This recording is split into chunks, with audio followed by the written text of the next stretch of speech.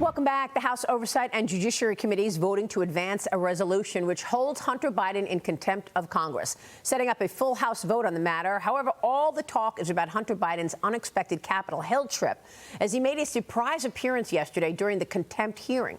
Hunter was accompanied by his attorney, Abbe Lowell, and his quote-unquote sugar brother, Kevin Morris. GOP lawmakers slammed Hunter, while the Democrats defended the first son, claiming this is all about Donald Trump. Watch. This isn't about Hunter Biden's white privilege. It's about Hunter Biden's Democrat privilege, because Donald Trump Jr. showed up for 5 congressional subpoenas. And the only folks that are afraid to hear from the witness, with the American people watching, are my friends on the other side of the aisle. The reality is that we are here because, plain and simple, 2 reasons: retribution for Donald Trump and the fact that the Republicans have no evidence. Spitting in our face, ignoring a congressional subpoena to be deposed. What are you afraid of? You have no to come up here. Hunter Biden should be arrested right here, right now, and go straight to jail. Hunter then stormed out of a hearing once Georgia Congresswoman Marjorie Taylor Greene got a chance to speak and potentially ask him a question. Watch. Thank you, Mr. Chairman. Excuse me, Hunter. Apparently you're afraid of my words. Whoa. Hunter Biden will also be in Los Angeles today in a courtroom later today. He's expected to plead not guilty to federal tax charges. Joining us right now to talk more about all of this is New Jersey Congressman Jeff Van Drew, a member of the House Judiciary Committee. Congressman, thanks very much for being here. Your reaction to that oversight hearing yesterday?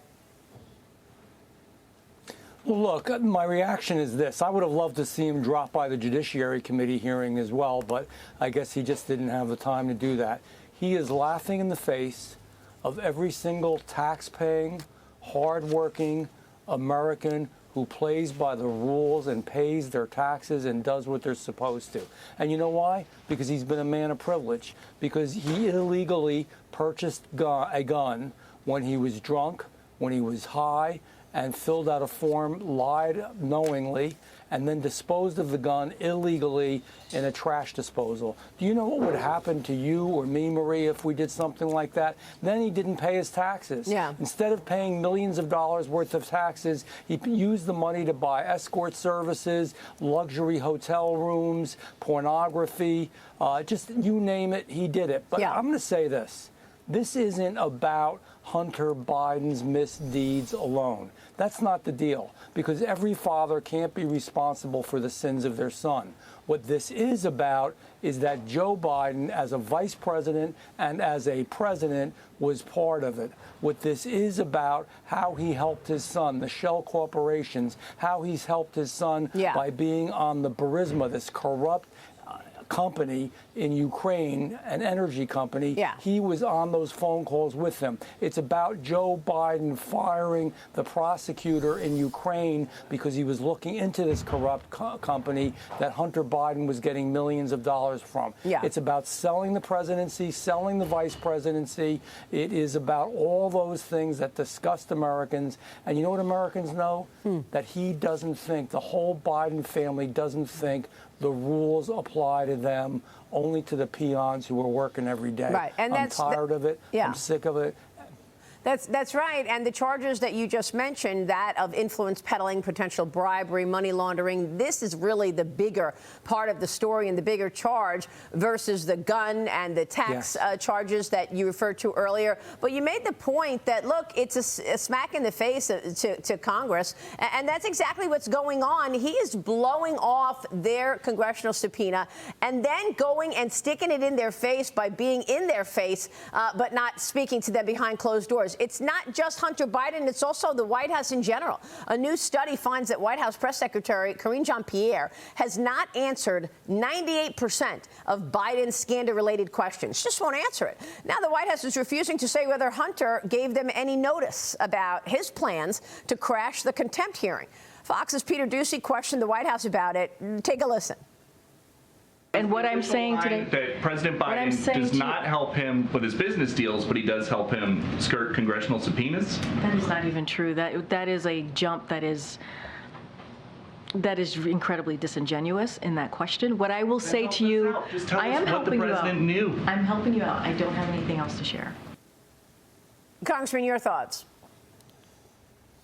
She never has anything to share. She never speaks the truth. She never tells you what the real deal here is. No. The real deal is that our foreign policy, our domestic policy, to some degree has been based on influence peddling. There's no question about it. We're getting more and more facts. We're finding more information every day. The reason we subpoenaed Hunter Biden is not because of all the bad stuff he does. That stands alone, and he should have to deal with that in the courts. And by the way, just so the people that are watching your show right now realize, he was going to get a special plea deal where he wasn't going to have to answer for the gun charges. You know, Maria, what happened to you and me? Yeah. We'd go to jail for a decade if we did that with guns. On the other side of the aisle, the ultra-left, they actually brought up in Judiciary Committee, oh, we should be dealing with new gun laws and all this. Well, you know what? If you're concerned about guns, you should be concerned about the criminal activity that Hunter Biden is done and what he's involved in and has been involved in. Yeah, She's not going to tell you what's really going on.